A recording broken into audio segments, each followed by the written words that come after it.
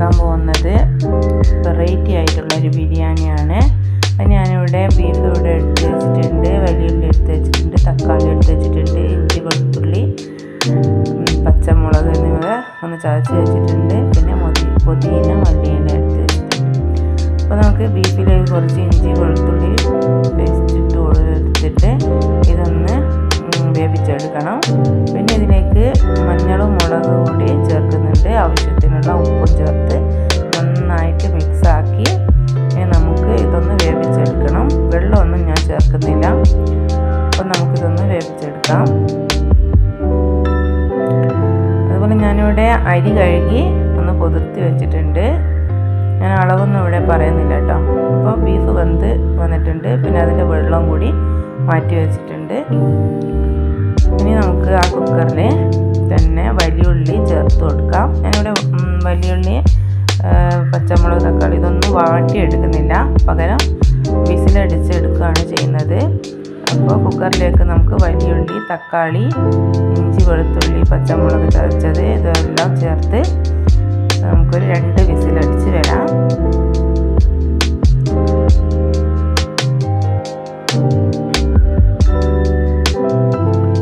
അപ്പോൾ നമുക്കിത് ഈസിയായി തന്നെ ഉണ്ടാക്കാൻ പറ്റും, വളരെ പെട്ടെന്ന് തന്നെ ഉണ്ടാക്കാനാവും. അപ്പോൾ അത് വിസിലടിക്കുമ്പോഴേക്കും ഞാൻ ചോറ് വെക്കാനുള്ള പാത്രം ചൂടാകാൻ വേണ്ടി വെച്ചിട്ടുണ്ട്. ഇതിലേക്ക് 1 സ്പൂൺ നെയ്യ് ചേർത്ത് കൊടുക്കുന്നുണ്ട്.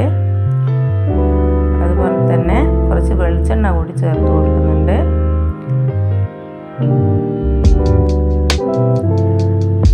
പിന്നെ ഇതിലേക്ക് പട്ട ഗ്രാമ്പു ഏലക്ക എന്നിവ ഇട്ട് കൊടുക്കാം. ഇനി ഇതിലേക്ക് കുറച്ച് ക്യാരറ്റ് കൂടി ചേർത്ത് കൊടുക്കുന്നുണ്ട്. ഒന്ന് ഇളക്കി കൊടുക്കാം. ഇനി നമുക്ക് അരിക്ക് വേണ്ട വെള്ളം ഞാൻ ആദ്യം തന്നെ ചൂടാക്കി വെച്ചിട്ടുണ്ട്, അതുകൂടി ചേർത്ത് കൊടുക്കാം.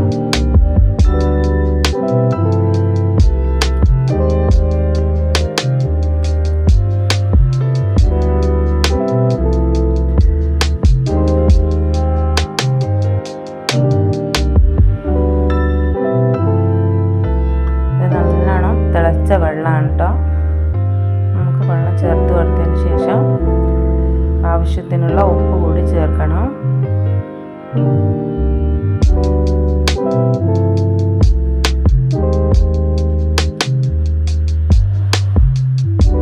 നമുക്കിതൊന്ന് ഇളക്കി കൊടുക്കാം.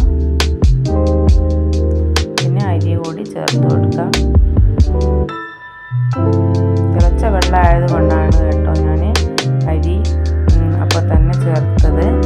നമുക്കിതൊന്ന് മിക്സ് ചെയ്ത് ഒന്ന് തിളച്ച് വരട്ടെ.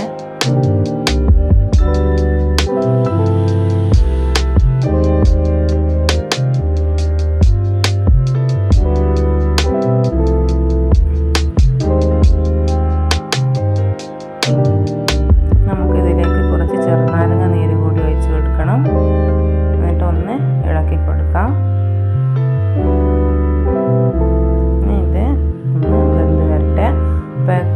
നമ്മുടെ തക്കാളി പച്ചമുളക് ഇഞ്ചി വെളുത്തുള്ളി ചതച്ചത് വലിയുള്ളി എന്നിവ 2 വിസിലിട്ടിട്ടുണ്ട്.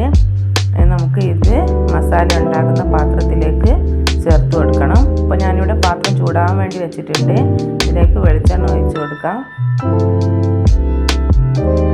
നമുക്ക് ഇതിലേക്ക് വലിയുള്ളി വെളുത്തുള്ളി ഇഞ്ചി പച്ചമുളക് തക്കാളി എന്നിവ അടിച്ച് വെച്ചത് ചേർത്ത് കൊടുക്കാം. ഇനി ഒന്ന് ഇളക്കി കൊടുക്കാം.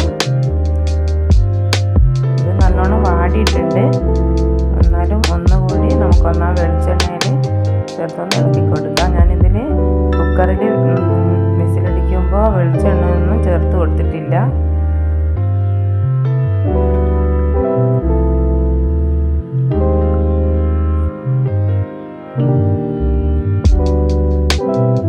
അപ്പോൾ നമ്മുടെ അരി വെന്തോന്ന് നോക്കാം.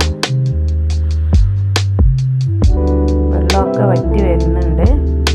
നമുക്ക് ബീഫ് വേവിച്ചതിലുള്ള വെള്ളം കൂടി ഈ അരിയിലേക്ക് ചേർത്ത് കൊടുക്കാം. ഒന്ന് മിക്സ് ചെയ്ത് കൊടുത്ത് ഒന്ന് മൂടി വെച്ച് വേവിച്ചെടുക്കാം.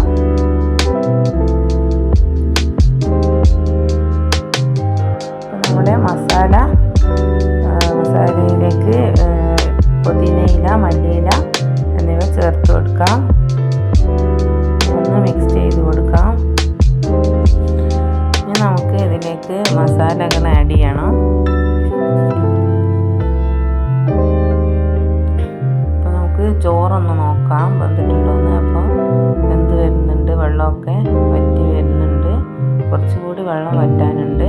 നമുക്ക് ഒന്ന് അമർത്തി വെച്ച് ഒന്നുകൂടി വേവിച്ചെടുക്കാം.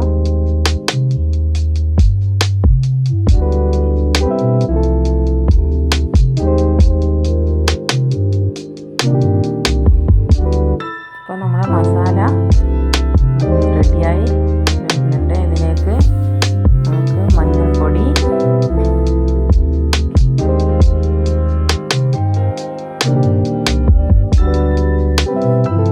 മുളക് പൊടി,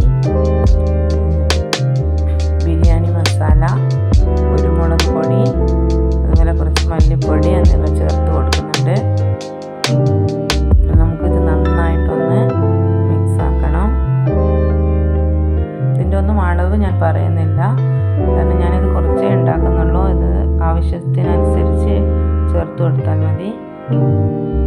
ഞാൻ കുരുമുളക് കുറച്ച് കൂടുതൽ ചേർത്ത് കൊടുക്കുന്നുണ്ട്.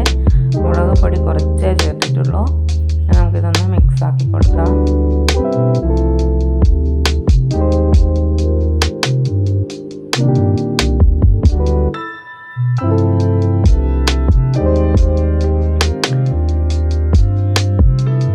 കുറച്ച് ചെറുനാരങ്ങ നീര് കൂടി ചേർത്ത് കൊടുക്കാം.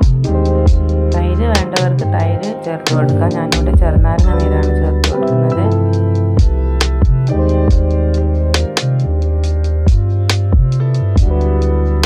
നമുക്കിതിലേക്ക് വേവിച്ച് വെച്ച ബീഫ് ചേർത്ത് കൊടുക്കാം.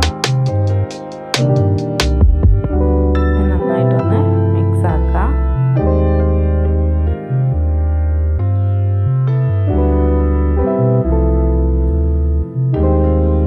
നമുക്ക് ഫ്ലെയിം കുറച്ച് വെച്ച് ഒന്ന് മൂടി വെച്ച്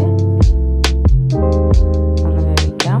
അപ്പോൾ നമ്മുടെ ചോറ് ഇവിടെ റെഡി ആയിട്ടുണ്ട്. നമുക്ക് ഇത്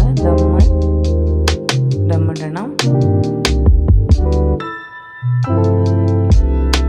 ഇപ്പോൾ ഞാൻ ഫ്ലെയിം ഓഫ് ആക്കിയിട്ടുണ്ട്.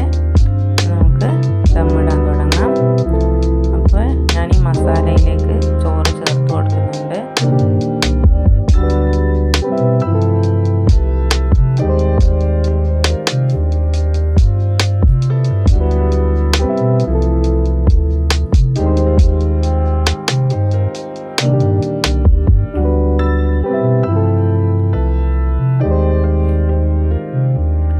ഇതിൻ്റെ